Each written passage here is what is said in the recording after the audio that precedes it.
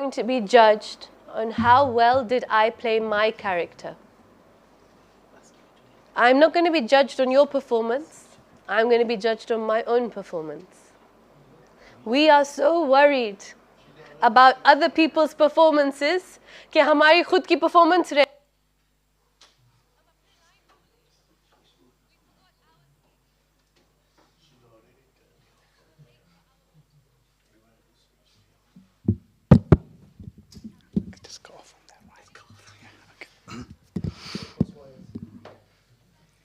You know, 2 majalis are better than one.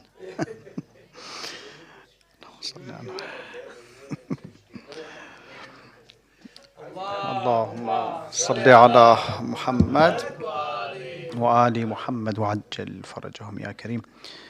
Could we please recite Surah Fatiha 3 times قل الله أحد for your marhumin marhumat, for the marhumin of mu'minin and mu'minat, and especially for Sister Marziya Maher Ali Dahya, sister of brother Ghulam Abbas Maher Ali. Before it, the loudest of salawat on Muhammad wa Ali Muhammad.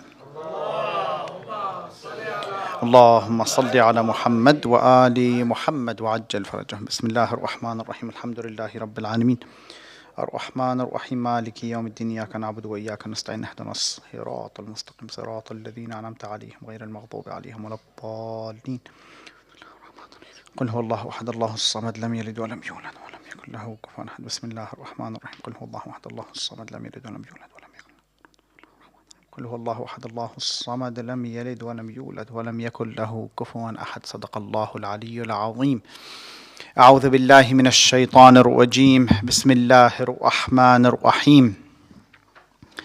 الحمد لله رب العالمين. الحمد لله الذي هدانا لهذا وما كنا لنهتدي لولا أن هدانا الله لقد جاءت رسل ربنا بالحق ثم الصلاة والسلام التحية والإكرام على أول الخلق والعدد سيدنا ونبينا وحبيب قلوبنا وطبيب نفوسنا وشفيع ذنوبنا أبي القاسم محمد.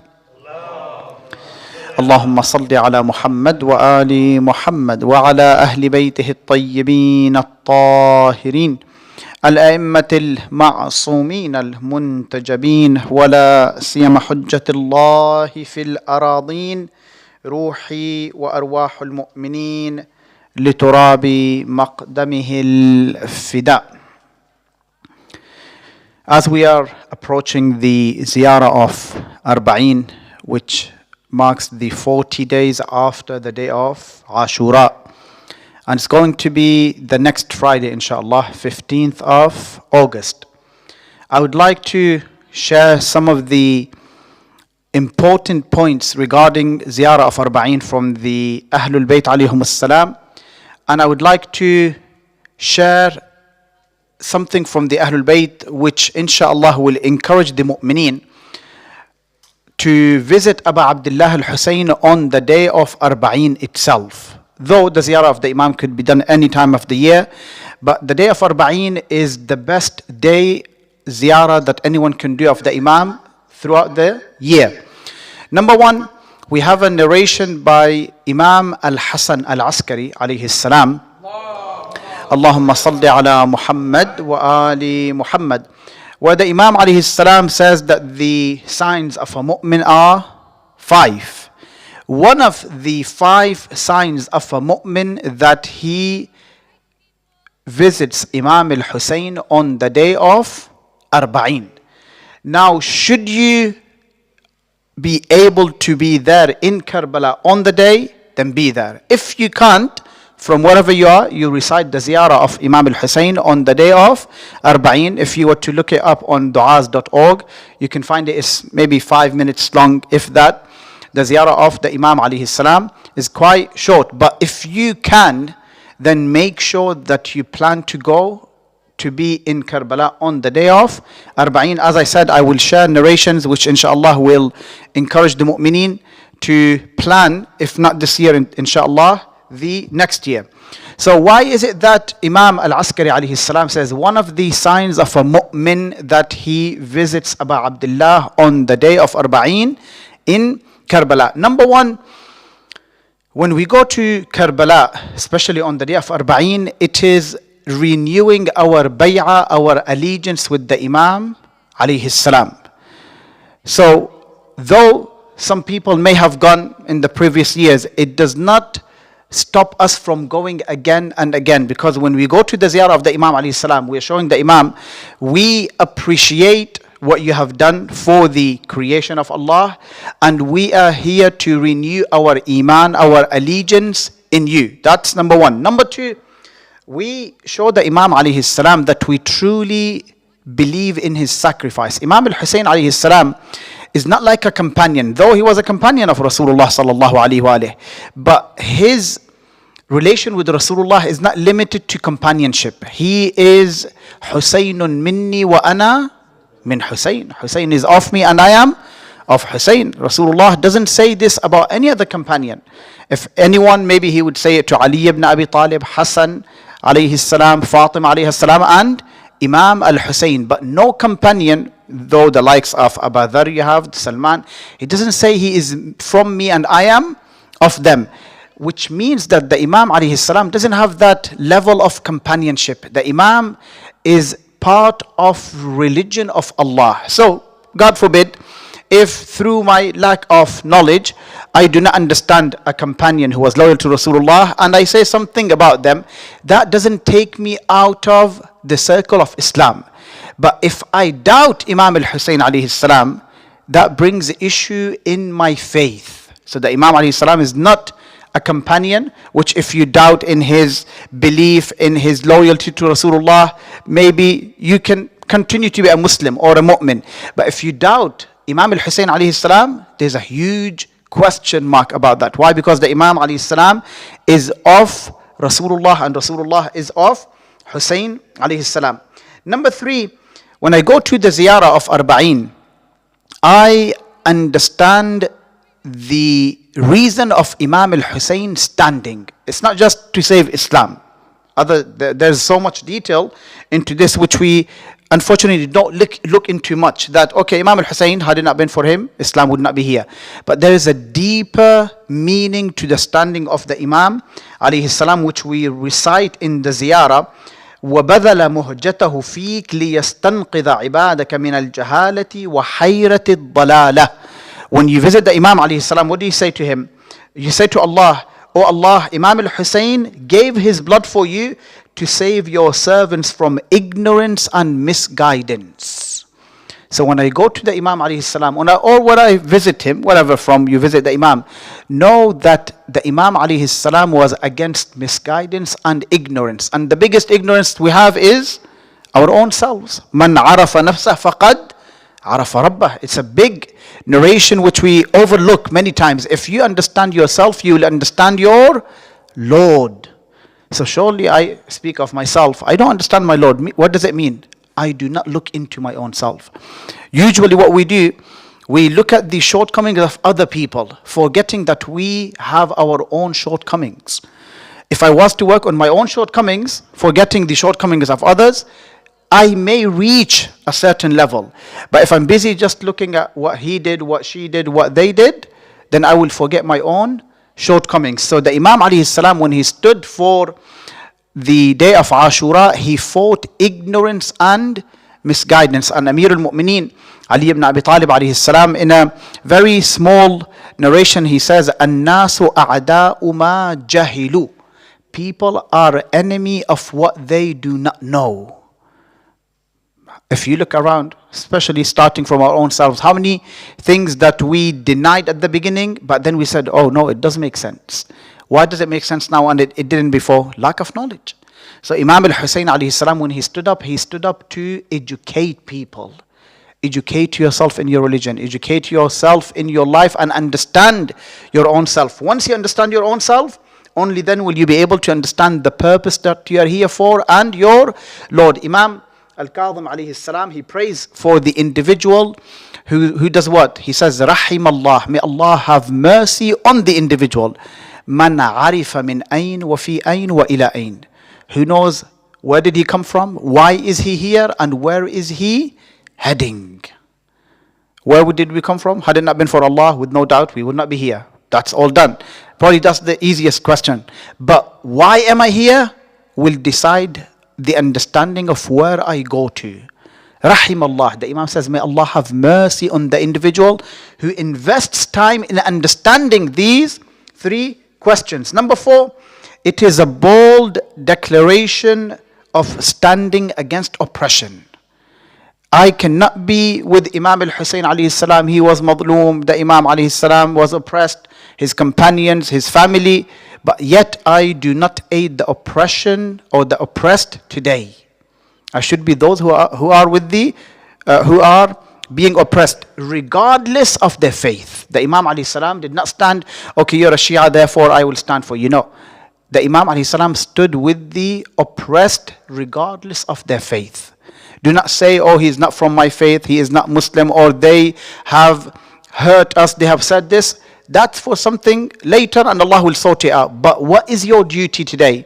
That you stand with the oppressed regardless of their faith. Lest, you never know, lest that these people will see the akhlaq of yours, which you reflect from the Ahlul Bayt, and they will accept that this is the religion of haqq. Something that, mashallah, the Iraqis, now we know, through our arba'in, for those of you, inshallah, will go or who have gone, how generous they are in the times of arba'in. Sayyid Sistani, may Allah lengthen his life, he has sent aid to the people of Gaza, just like you would see on the path from Najaf to Karbala. Those people, they have shared it on their media platform now. Thank you, Sayyid Sistani. Sayyid Sistani, who is he? Everyone, the world knows that he is a Shia scholar. Yes, he is sending us aid when everyone else has left us to die hungry. What does that show? And the mawqib was called Dil'u Zahra, which is like, the broken rib of Az-Zahra alayhi salam. So it's not just feeding them, it is also a message. Okay, who is Zahra? What's this broken rib? It will make people look into the message that they have given. So it's not like just feeding people for the sake of feeding them, also enlightening them. Because unfortunately, many people, they're being fed what they are told, not due to research and their own education. If something that Imam Ar-Rada alayhi salam says to one of his companions, he says, tell people of our goodness. When people will know our goodness, they will fall in love with us. That's it. Something that I shared from Imam Zain al-Abidin, how he treated Marwan ibn al-Hakam. Though Marwan ibn al-Hakam will never believe, but if you were to come across someone who's so kind to you, despite what you did to him and his family, you have to believe. You have to believe in him. You have to believe that this man is a man of haqq. Number 5, reason of ziyarah of arba'in is a sign of love. If you love Imam al-Hussein alayhi, what does he do? He puts in his heart the love of the ziyarah of the Imam alayhi salam. So you're always longing, when will I go to the Imam alayhi salam? You will save to go to the Imam alayhi salam. You would want to show Allah, okay, I may be not in a position to afford it now, but I will save for probably next year, in 2 years time, 3 years time, but I do have the intention to go and visit Aba Abdullah al-Hussein. So these are 5 reasons of why arba'in is the sign of a mu'min, that they would make sure on the day of arba'in, if they are not there, they will visit the Imam alayhi salam via the ziyarah, which is by Imam as-Sadiq alayhi salam. Now, coming to someone by the name of Ibn Sinan. This is for someone who would spend in the way of the ziyarah of Imam al-Hussein. He comes to the Imam alayhi salam. He says to him, O Imam, فَمَا لِمَنْ يُنْفِقُ فِي الْمَسِيرِ إِلَىٰ أَبِيكَ الْحُسَيْنِ. What is the reward of someone who spends in the way to your father Hussein? He calls him father. Your father, Imam al-Hussein. What does the Imam say? The Imam says, يُحْسَبُ لَهُ بِالدِّرْهَمِ أَلْفًا وَأَلْفْ حَتَّى عَدَّ عَشْرَةً.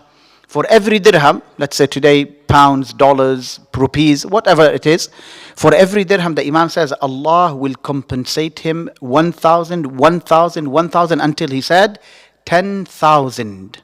For every dirham that you spend in the way of Imam al-Hussein alayhi salam. وَيُرْفَعُ لَهُ مِنَ الدَّرَجَاتِ مِثْلُهَا. He will be raised by the same number of levels in paradise. So when you go to the ziyarah, or to encourage people for the ziyarah, understand when you go to Imam al-Hussein alayhi salam, what is it there for you? What is this? Not just something that you would do and I will get the reward inshallah in the akhirah. You will benefit from the ziyarah in this dunya before the akhirah. Furthermore, if you thought this is so good, what does the Imam alayhi salam say? وَرِضَ اللَّهِ خَيْرٌ لَهُ. Allah's pleasure is better than everything that I said. Then the Imam alayhi salam said, وَدُعَاءُ Muhammad sallallahu alayhi wa alayhi. Allahu Akbar. This is huge. And the dua of Rasulullah sallallahu alayhi wa alayhi for the one who visits Abu Abdullah. Then the Imam continues, وَدُعَاءُ أَمِيرِ الْمُؤْمِنِينَ. The Imam Amir al-Mu'mineen will also pray for the one who would visit Abu Abdullah al-Hussein. وَالْأَئِمَّةُ عَلَيْهُمُ السَّلَامُ. And the Imams alayhum السلام, each and every one of them, they will pray for the one who would visit Abu Abdullah al-Hussein. And then the Imam says, all this is better for the Za'ir than everything that Allah can give him. Now this is as you intend to go. Now when you arrive there, what is the sawab? Now this sa'il or this companion, he looked someone who is very aware of the ziyarah of the Imam. He wanted to know exactly the details. Now he says to the Imam, what about someone who prays at the grave of the Imam alayhi salam? Now you made it to Karbala, you pray 2 rak'ah. What is the reward of that? Imam Sadiq alayhi salam says, anyone who prays 2 rak'ah and they ask Allah whatever they want, provided that it is within the boundaries of Islam, Allah will grant it to them due to the wasila of Imam al-Hussein alayhi salam. Then the sa'il, the questioner, he says, فَمَا لِمَنْ اغْتَسَلَ مِنَ الْفُرَاتِ ثُمَّ أَتَاهُ. What is the reward of someone who does ghusl in the river of Furat, then he comes to the Imam alayhi salam. Now, if you are in Karbala, it's quite difficult from what I have come across to go and do the ghusl from the river of Furat. But if you go to Tiflain Muslim, the children of Muslim alayhi salam, just on the outskirts of Karbala, if you go behind their graves, the river is flowing from there. You can easily go and have ghusl from there. What is the thawab of this? The Imam says, the person who does ghusl from Ma'ar Furat, as they are doing that ghusl, the Imam says that Allah will be washing their sins away whilst the ghusl is happening. This is all again in the intention of visiting Imam al-Hussein alayhi salam. Now this is for someone who intended to go but they were unable to go. Imagine, so I have the intention, now I am planning to travel on Sunday. God forbid something comes up tomorrow, after tomorrow. Will I still get the reward? The companion asks the Imam alayhi salam. The Imam alayhi salam says to him, يُعْطِيهِ اللَّهُ بِكُلِّ دِرْهَمْ أَنْفَقَهُ مِثْلَ أُحُدْ مِنَ الْحَسَنَاتِ. Every spend, because obviously when you have already planned, you already spent, the flight, the accommodation. Sometimes you don't really get the full refund. What does the Imam say about this?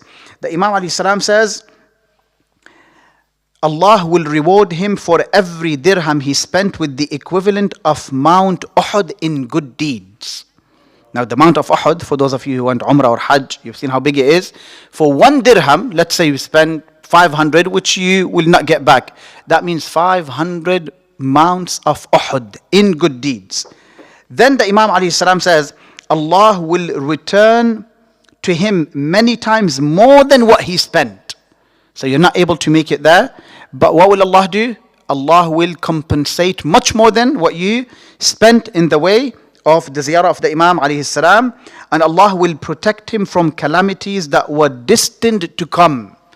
So there are some bala, some tests that Allah has destined for you that they will come into your life.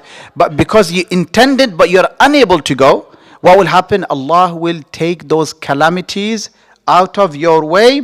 Then Allah will preserve and protect his wealth of the individual who intended to go, but he was unable to go for the ziyarah of the Imam alayhi salam. Now this is for someone who intends and he's unable to. Now imagine someone who intends and they are able to make it. on the way back, how much barakat will they be able to reap from the ziyarah of Imam al-Hussein alayhi salam.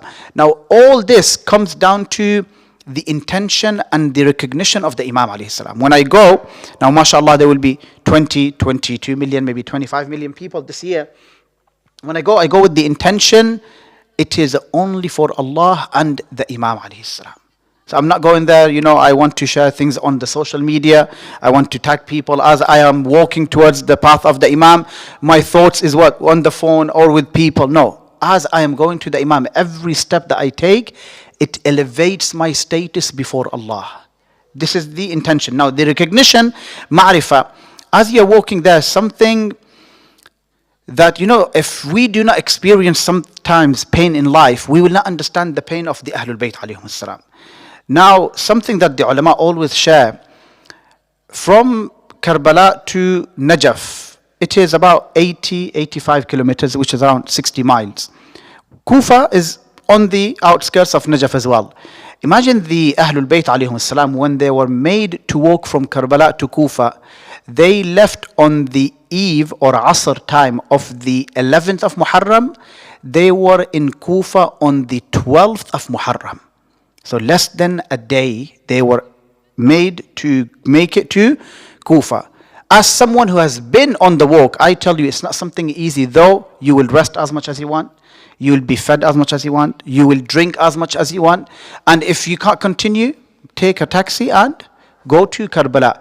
So this will make you think the path that Sayyida Zainab or Imam al-Sajjad or Sakina alayhi salam had to cross from Karbala to Kufa, how tough of a way it was for them. Not to mention the whips of Shimr la'natullahi alayh, how they mistreated the Ahlul Bayt alayhim salam.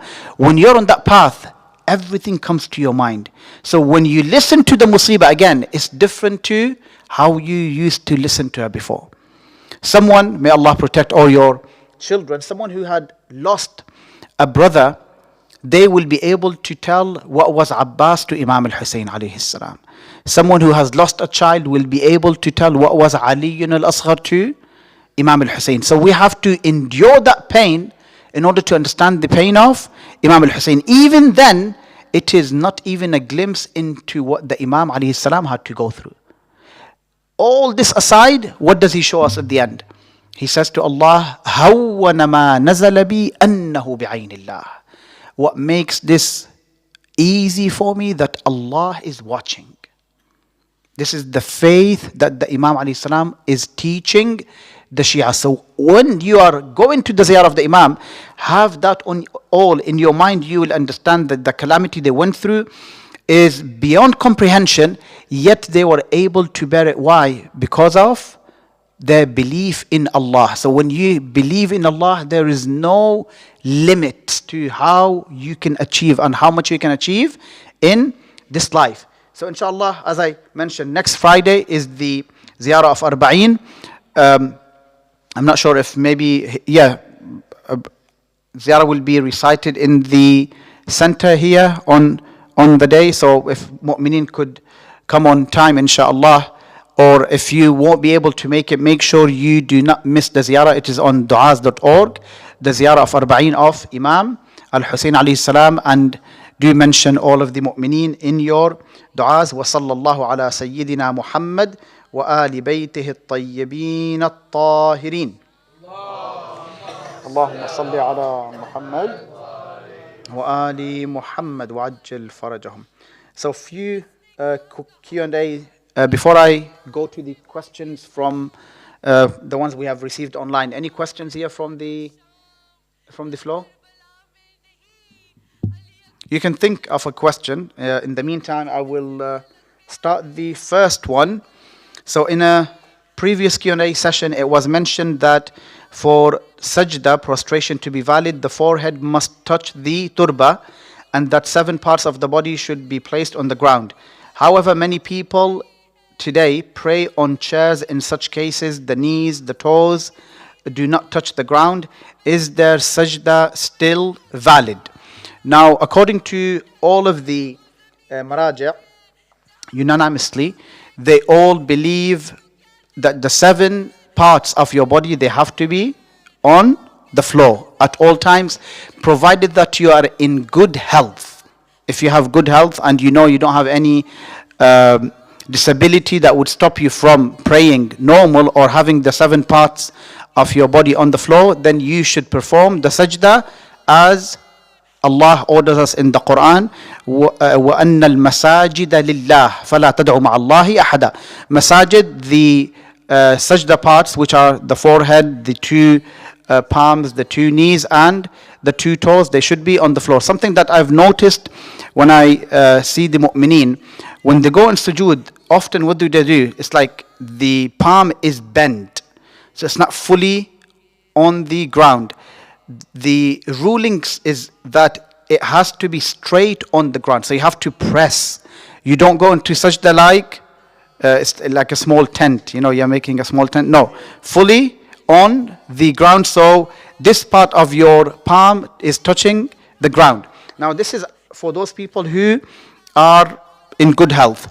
As for those who cannot do sajda, or they cannot have the 7 parts of their body, for example, I would sit down on the chair due to a disability, due to pain, due to something that stops me from doing sujood.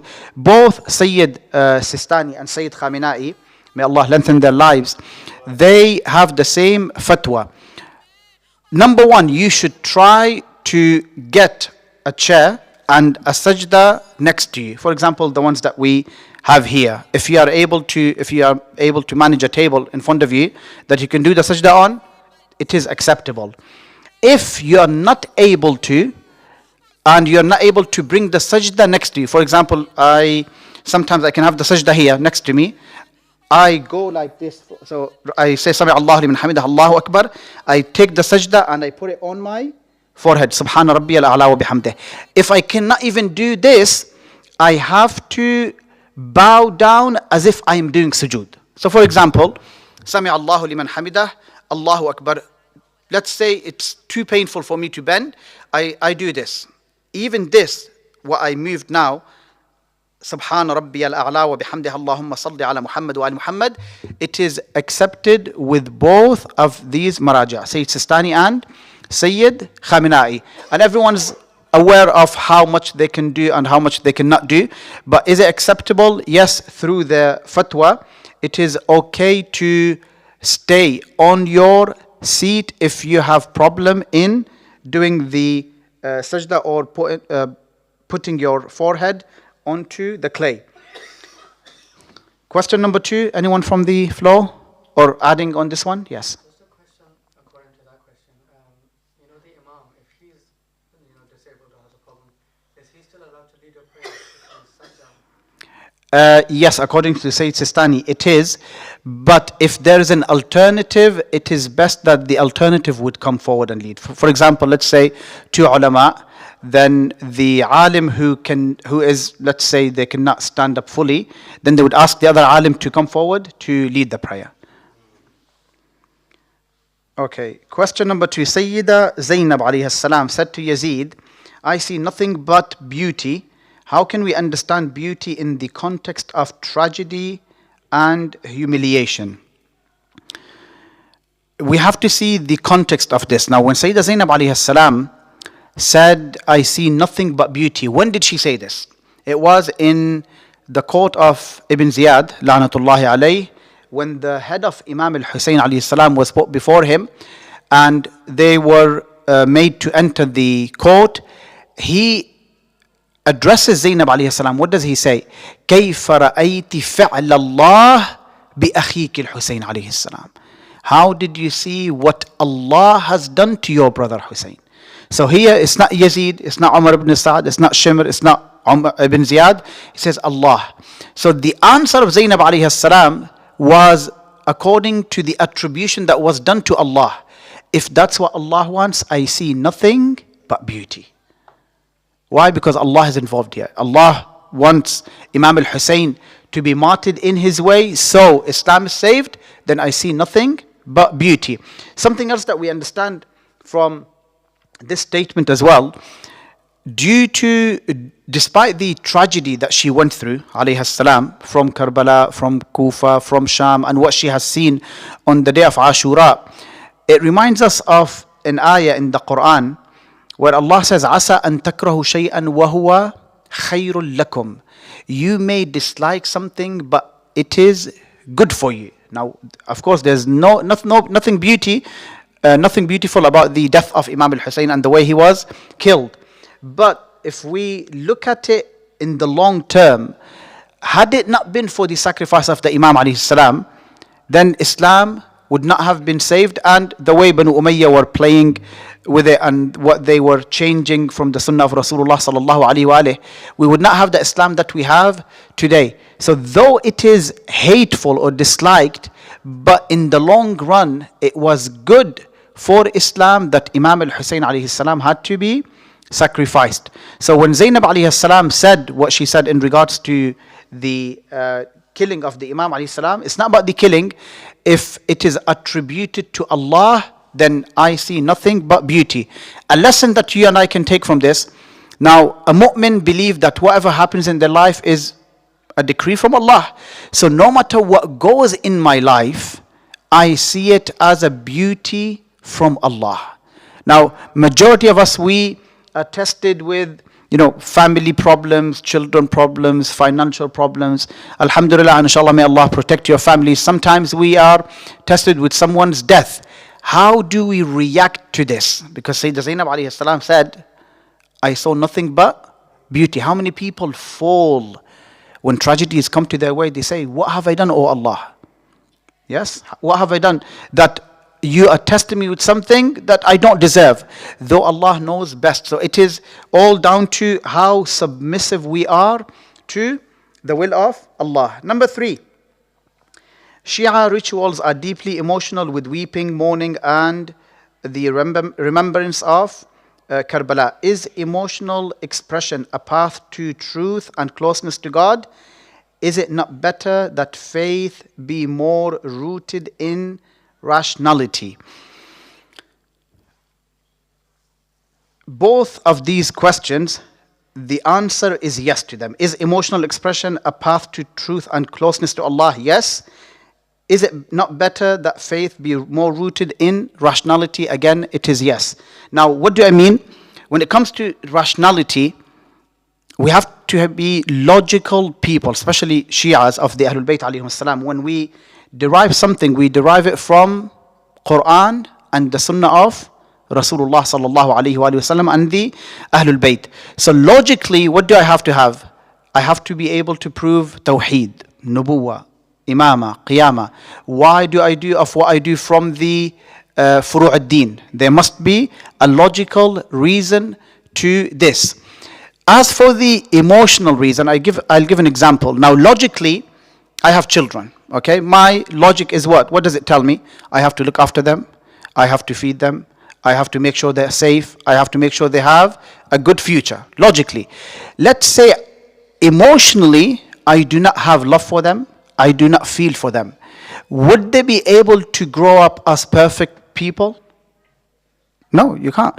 You can't just give them full love because that will spoil them.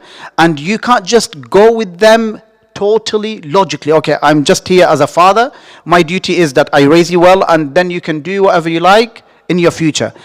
I have to have the emotional as well as rational and logical. Likewise with the religion of Allah. Rationality makes you believe, why is he there? Why does he do things the way he does?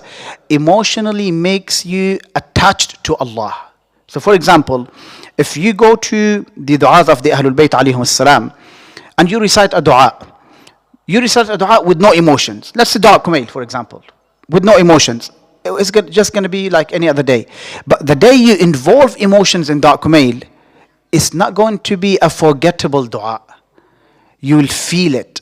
So when we speak of the tragedy of Imam al-Hussein or the Ahlul Bayt, especially now we are going through the tragedy of Karbala, emotionally when I attach myself to the Imam, eventually the goal is reaching Allah.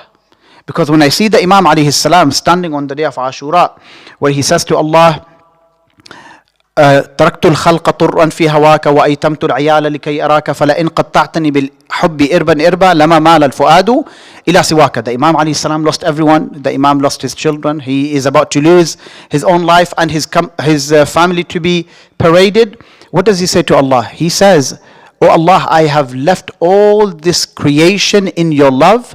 I am making my children orphans to come and meet you. If you were to cut me piece by piece with your love, you will not see the heart of Hussein going to anyone else except for you." Now this is emotional. When I heard this from the Imam alayhi salam, that makes me attached to Allah through Imam al-Hussein alayhi salam. But having said that, now there are some, let's say, azadari, the way it's taking place. I'm not going to go into detail of this. Mu'mineen are well aware. But according to both Sayyid Khamenei and Sayyid Sistani, if any part of azadari is going to give a bad image to Islam, and especially Shia Islam, then it's something that they do not recommend getting involved to. Too much emotional into the tragedy of the Imam alayhi salam, in a way that you may hurt yourself, in a way that you may cause a pain to yourself which you cannot recover from. This is not acceptable by both maraja. But emotionally to an extent, rationally to an extent, yes, we need both of them to understand the stand of Imam al-Hussein alayhi salam, and in order to be attached to Allah and the Ahlul Bayt alayhum salam. Number 4, so we know that the non-vegan should be halal, so we go to, okay, this is, I think I have to rephrase it now. So we know that the non-vegetarian should be halal, so we go to halal restaurants only. But what about vegetarian food? Can we eat from any place, be it of any other religion? Okay. If the place is, they serve haram, for example, I've seen this myself, that's why I have to mention this. Many mu'mineen, when they go to a place, they say they also have vegetarian dishes. But what do they sell? They sell pork, they sell beef, which is not slaughtered halal way. They still go in there. But the problem with this, yes, your plate is vegetarian, but it comes from a kitchen that involves everything. Yes, a friend of mine who used to work with Domino's, he took a call from a Muslim. They asked for a vegetarian pizza. Yes, vegetarian pizza. Now, non-Muslim people, they're not aware of the rulings of Islam. So what do? Whatever they cut the meat pizza with, the cutter, they cut the vegetarian with it. But what happened there now? The oil that was on the meat pizza, it came on the vegetarian, it came to your house, you consumed it. Now, you think it's halal, but it is your duty, according to both Maraja, Sayyid Sistani and Sayyid Khamenei, it is your duty to find out what is happening. You cannot just be, oh, it's vegetarian, khalas, I will order it, because it's a haram place. So the question here is, if everything is vegetarian, then yes, you can go to that place. But if now the vegetarian is being cooked by a non-Muslim, or let's say Ahlul Kitab, are we allowed to go there? Both, again, Ayatullahs, they say yes, you're allowed, but if you were to know, this is the underline, bold, if you were to know that the person who's preparing your food, they touched your food whilst they were wet, then you cannot consume that food. Does that make sense? Why? Because spiritually, or there's a word for it. I can't remember it now. So spiritually speaking, tahara, if they are wet and they touch, for example, your vegetarian pizza, or they touch your salad without gloves, then there is an issue, ishkal in it. And both Sayyids Sistani and Khamenei say, if you were to know, then it is your duty not to consume that food. But if you, it's not your duty to go and look into it deeper, though. This is something as well you have to know. So I went to a vegetarian place, non-Muslim owner, non-Muslim people serving. It's not my duty to go and dig in the kitchen, okay, are you wearing gloves? Are you no? I assume that it is halal only if you were to know certainty that it's been touched. Does that make sense? Yes. That counts for non-Ahlul Kitab. Yes, non-Ahlul Kitab, Ahlul Kitab, it's all the same. Yes. So, sorry, so when you mentioned the example about the pizza cutter, Yeah. so if we go to a restaurant and we order a vegetarian, Yeah. then we assume that there's no cross-contamination Hmm. in meat. So that's perfectly okay, unless we see. But you went to a restaurant which serves both halal and haram. So But the regulations say that if it's vegan or vegetarian, there can't be cross-contamination. the, So for example, if you go to the sandwich place, Subway. Subway, Okay. they change their gloves each time. Okay, they take it off. Yeah. So there you are certain then. Yeah. So for example, in that case, what you mentioned now for Subway, it's totally fine. But the other case, which is like the pizza, it is okay, but what you have to know, if they were to use the slicer and it's going to mix with your pizza, it's not going to be haram on you, but it will have an effect, if that makes sense. So it's not like a ruling of haram or halal anymore. You won't be you won't be held accountable for eating haram. But God forbid, if they did do what they did, like in the case of Domino's, then that will have an effect on your soul. So what about the Hindu people who are vegetarians? They serve vegetarian. Are we allowed to? Again, the wetness issue comes there as well. So if they so if they are touching your food without gloves, and if it's wet, either the food or the hand, then it's and you know it, then you should avoid it. It's not makruh. We're talking about avoiding here. Yes, you have to avoid. If you are certain. It's like with the prawns, like if you don't feel like to eat, it's like The prawns is makruh, but with this one, it's not like makruh. Basically, it comes to the najasa and tahara. So najas is something you cannot consume. But when we order the vegetable food, Yeah. because I travel a lot and we trust like because as per the law, they can't continue with the other things. Yes, if you trust, then it's fine. If there's a trust and you know that this place, for example, they are very careful with how they serve their food, then it's fine. But this discussion can cause the makruh in the mind background someday. So Makruh. we will eat something vegetarian and we can think it's If you were to go deeper into that, actually it is makruh to eat from outside. If you delve deeper, and depending on the level of an individual, for example, our maraja, you would not find them. They would eat from outside. They wouldn't. It's like it depends on the level you are. Like you have Muslim, Mu'min, Muttaqi, Zahid, Abid. The higher you go, it is better to avoid the food from outside. Why? They go to the extent. Now, I don't want to make people fear Islam. If someone has cooked the food without wudu, they wouldn't eat it. They're Shia, they're Mu'mineen, they're very good people, they pray, they stay away from haram. But if you cook the food without wudu, someone on that level, they wouldn't eat it as well. So this is how it actually affects the soul. For example, Ahlul Bayt alayhim salam, they would have their own, they would take care of their own cattle, for example, sheep, chicken, cows, and they would slaughter it and then they would cook it and they would eat it. Unless someone who is on a level where they are aware of what Ahlul Bayt eat, then, but again, this is Ahlul Bayt alayhim salam. I don't want to make it very hard for you to live your life. If you're careful, if you really want to be very careful with it and you want to protect your soul, eating outside is makruh. Unless you know the individual, let's say he's a Muslim, he's a Shia, they will do wudu, they are, when it comes to tahara and najasa, when the person who's cooking for you, are they mujnab, they're not mujnab, all this really matters into cooking the food. If you want to take it to that level, so. MashaAllah, MashaAllah. And you say.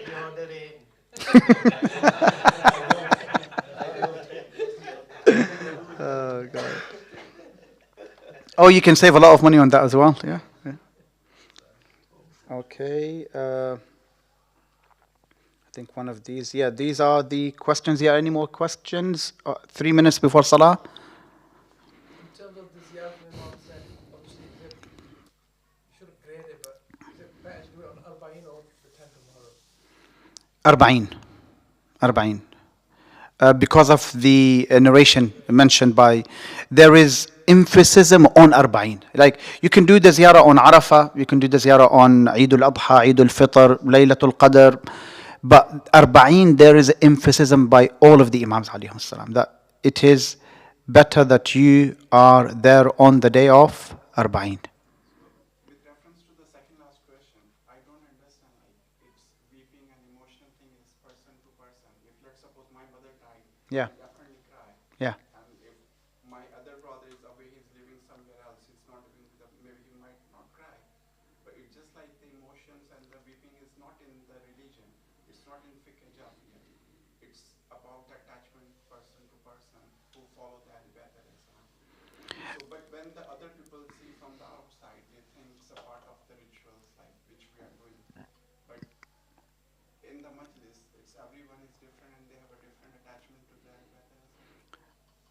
Regarding the emotions, it's actually part of our faith. If we, I believe the second night of Muharram, I have a full majlis quoting Rasulullah sallallahu alaihi wasallam, Dua al-Nudba, Ziyara Nahiya, how Imam al-Rada alayhi salam would react to the tragedy of Imam al-Hussein. And whatever an Imam does, it becomes wajib on us to do, or it is okay for us to do. Something that Imam al-Askari alayhi salam, when he lost his brother Mohammad, who is buried in Balad on the way to Samarra, the Imam alayhi salam, out of tragedy, he ripped his shirt. Now, Imam, no one is more rational, no one is more logical, no one is more wise than Imam alayhi salam.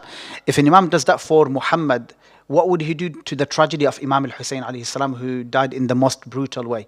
But what I am coming across a lot nowadays, and that's why I prepared that majlis, within the Shias we have people who are trying to say, put the musibah aside, why don't we be like Imam al-Hussein? You know, so Imam al-Hussein stood up for prayers, let's pray. Imam al-Hussein was a just individual, let's be just. Imam al-Hussein was knowledgeable, Imam al-Hussein stood against oppression. This is all good, yes. Leave the emotional part, you know, where the matam comes in, where the weeping comes in. Therefore, we have to involve what Ahlul Bayt alayhim salam did. Dua al-Nudba, for example, is Dua al-Nudba in itself is called lamentation. Lamenting who?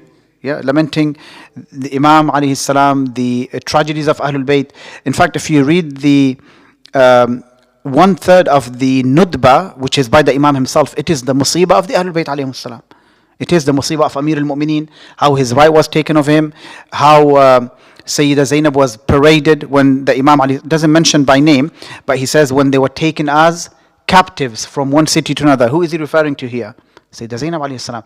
So emotion is part of our religion. We cannot detach it. So rational, emotional, it is part of our life. We have to express that when it comes to the musibah of Imam al-Hussein. And last but not the least, Rasulullah sallallahu alayhi wa sallam says, Allahumma salli ala Muhammad wa ali Muhammad, inna liqatli waladi al-Hussein hararatan fi qulub al-mu'minin la tabrudu abada.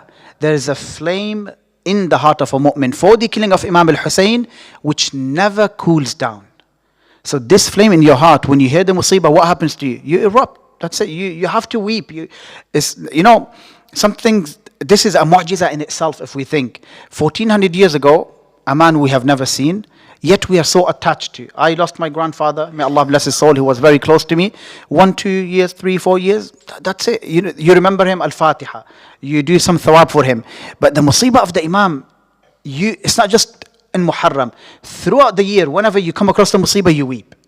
So it's a different connection with the Imam alayhi salam, which is a sign of a mu'min. So now if we were to reverse it, if I listen to the musibah and I don't have feelings, what does that make me? A non-mu'min. Because only a mu'min will weep. Someone who is not a mu'min, they will hear the musibah, they will not react the musibah, according to Rasulullah, then they are not a mu'min. And we know mu'mineen are those who believe in the wilayah of the Ahlul Bayt alayhim as-salam. Wa sallallahu ala sayyidina Muhammad wa ali baytihi at-tayyibin at-tahirin.